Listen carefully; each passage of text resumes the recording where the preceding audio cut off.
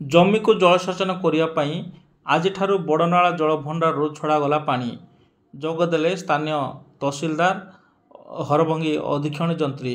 रायगढ़ जिला पदमपुर बड़नाल जलभंडार आज जमी को जलसेचन करने सकाशे शुक्रवार सका 10:45 केनाल को पानी छड़ा जाइछि। एही समय स्थानीय तहसिलदार शंकर बाग, हरभंगी अधीक्षण जंत्री सुब्रत चौधरी, पद्मपुर उपनिर्वाही जंत्री एल मुरली कृष्णा, कनिष्ठ जंत्री गौरीशंकर पायक, मोहम्मद उसलम खान उपस्थित रही। प्रथमे केनाल निकटरे बड़नाल जलभंडार निकटरे पूजार्चना कराइथिला।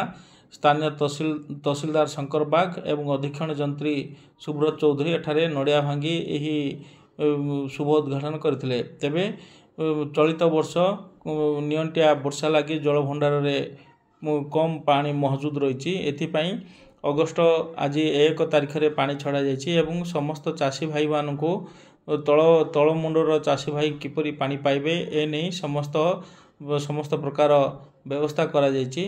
तेबे केनाल गुड़िक सफा सुतरा करा जाइछि एवं समस्त चाषी भाई जेपरी पानी पाइबे समस्त प्रकार व्यवस्था करा जाइछि। तेबे ऊपर मुंडरे कम वर्षा लगी वर्तमान जलभंडार रे 30 शतकड़ा पानी रही। एथिपाई पानी समान भाग रे पानी छड़ा जीवो जा फल चाषी भाई माने ठीक समय रे पानी पाइबे एवं आगामी दिन में वर्षा हेले भल वर्षा हेले जलभंडार रे पुणी पानी हेबो बोली मध्य कह जाइछि। तेबे एही समय रे समस्त बड़नाल रो कर्मचारी माने मध्य उपस्थित रहिथिले। केनाल रे पानी छाड़िबा परे चाषी भाई माने आनंदित थिबा देखा मिलछि। अनेक अंचल रे वर्तमान सुधा अगस्ट मास हेलानी किंतु चाष जमी गुड़िक चाष होइनी जा फल पानी पंचायत माध्यम रे एक मीटिंग होइतिला एवं मीटिंग माध्यम रे अगस्ट 1 रे पानी छड़ा जिबा पई बोली निष्पत्ति होइतिला।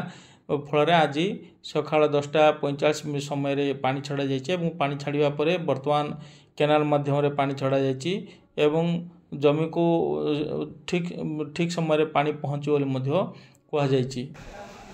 मो ना लाड़ी मुरली कृष्णा मु असिस्टेंट एक्जिक्यूटिव अच्छी बड़नाल इरिगेशन प्रोजेक्ट 1 तारिख रे पानी पंचायत मीटिंग गोटे डका जाइथिला। से मीटिंग रे पानी पंचायत कर्मकर्ता निष्पत्ति क्रमे आज अगस्ट 1 तारिख रे पानी छाड़ा पे निष्पत्ति होता।